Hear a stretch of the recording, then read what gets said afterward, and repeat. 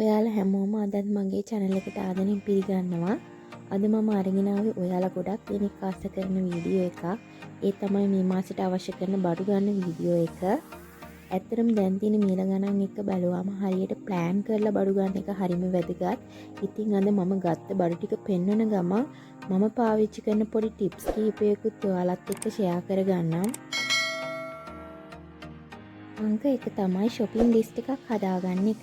ඉතින් අපි බඩු ගන්න කඩේට යන්න කලින් තමන්ගේ කුස්සියේ දැනටමත් තියෙන බඩු මොනවද?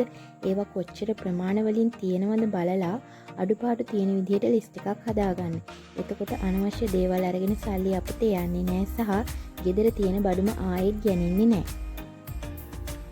තව ටිප් එකක් තමයි ඔයාලගේ අතේ ටිකක් වැඩිපුර සල්ලි තියෙන වෙලාවක නරක වෙන දේවල් ටිකක් වැඩිපුර ගන්න. එතකොට ඔයාලගේ අතේ ලොකු මුදලක් නැති මාසික වුණත් ඔයාලට ඒ භාණ්ඩේ හිඟතාවයක් ඇති වෙන්නේ නැහැ. මොකද ඔයාලා ළඟ ඒ භාණ්ඩයේ අතිරික්තයක් දැනටමත් තියෙන නිසා. තව ටිප් එකක් තමයි ඔයා බඩු ගන්න තෝරගෙන තියෙන සුපිරි වෙළඳ සැලක් නම් ඒ කියන්නේ කාගිල්ස් කේස් වගේ වෙළඳ සැලක් නම් ඔයාලා ලෝයල්ටි කාඩ් එකක් අනිවාර්යෙන්ම හදාගන්න.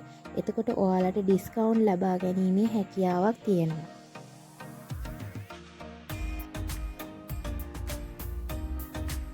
හතරවෙනි ටිප් එක තමයි ඔයා අදේ තියෙන මුදලට වඩා වියදම් කරන්න පෙළඹෙන කෙනෙක් නම් අනිවාර්යෙන්ම ඔයා ග්‍රොසරි shopping සඳහා මාසෙට වෙන් කරන මුදල පමණක් අරගෙන යන්න.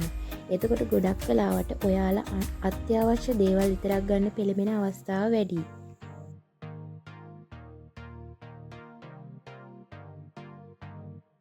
ඊළඟ ටිප් එක තමයි යුනිට් ප්‍රයිස් එක කම්පෙයාර් කරන එක. අපි සමහර විට යම් දෙයක් ලොකු පැකට් එකකින් ගන්න එක හැම වෙලේම ලාභ වෙන්නේ නැහැ. සමහර වෙලාවට පොඩි පැකට් දෙකක් ගන්න එක ලාභ වෙන්න පුළුවන්. ඒ නිසා කිලෝග්‍රෑම් එකක හෝ ග්‍රෑම් 500ක මිල ලේබල් එකේ බලලා Tamanට වාසි විදියට ඒ දේවල් ගන්නත් උත්සාහ කරන්න.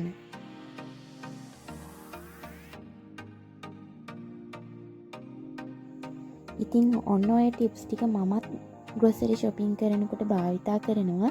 සමහර විට දැනටමත් ඔයාලත් මේ ක්‍රම භාවිතා කරලා මාසයක භාණ්ඩ එකවර ගන්න ඇති.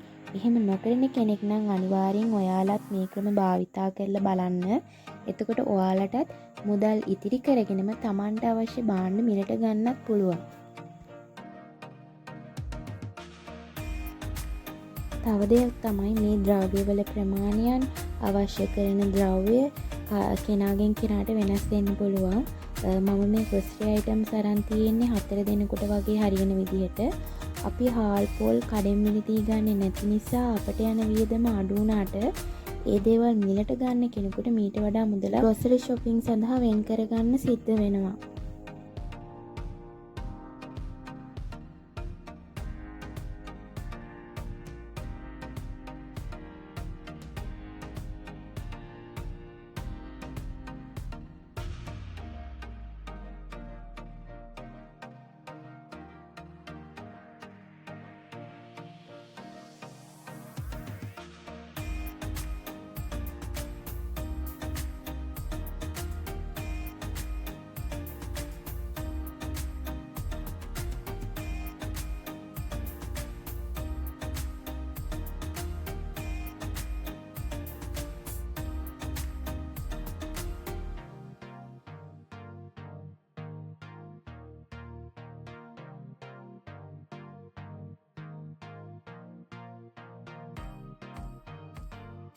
ඉතින් අද වීඩියෝ එකෙන් ඔයාලට අලුත් දෙයක් ඉගෙන ගන්න ඇති කියලා මම හිතනවා.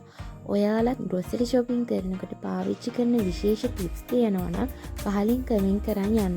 මේ වගේ තවත් වීඩියෝ බලන්න මගේ channel එක subscribe කරන්නත් අමතක කරන්න එපා. ඊළඟ වීඩියෝ එකෙන් හමු වෙමු. එතකන් හැමෝටම සුබ දවසක්.